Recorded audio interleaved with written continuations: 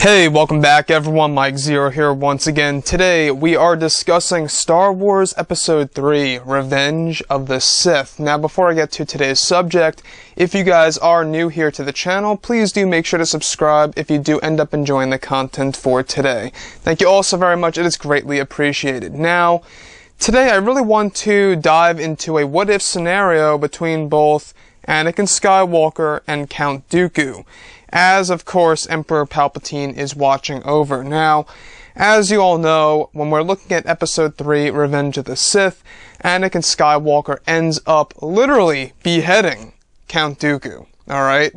And of course he said he shouldn't have done that, it wasn't the Jedi way. And then you have Palpatine saying about how, he cut off your arm, you want revenge, sure.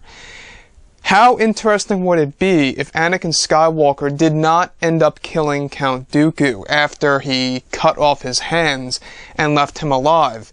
It would be very interesting to see that maybe and perhaps at the very last act of Revenge of the Sith, we would see Count Dooku return with two mechanical hands, and perhaps he goes up against Obi Wan Kenobi or Anakin Skywalker once again, and then that's where he gets killed off once and for all.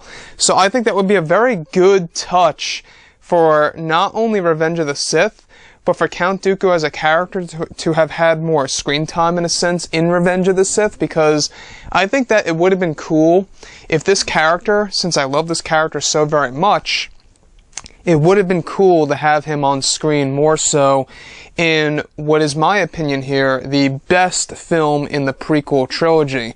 I love Revenge of the Sith, and I would have really loved to see Count Dooku on screen a whole lot more, and it would have been really cool if they toyed around with the idea of Anakin Skywalker not killing off Dooku completely and left him alive and somehow he escaped because obviously Palpatine here, right?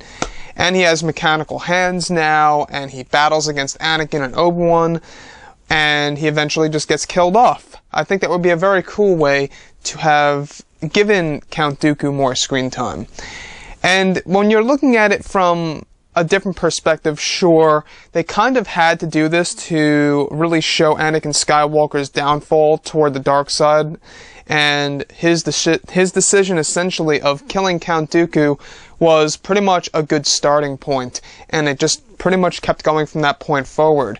Palpatine was essentially, from the very beginning, manipulating his mind. He knew exactly who he wanted, and everything was focused on Anakin, and this, in Revenge of the Sith, was the very first step.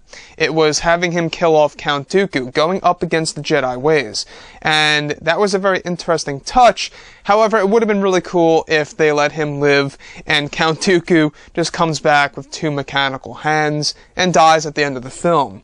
So yeah, guys, drop a comment below. Let me know what you think about this. And if you did end up enjoying the content for today, do make sure to subscribe. It is greatly appreciated. Thank you all so very much. And lastly, make sure to leave a thumbs up on this video to support the channel. Thank you all so very much for the kind support. And until next time, I'll catch you guys later. Have a great time and enjoy. Bye.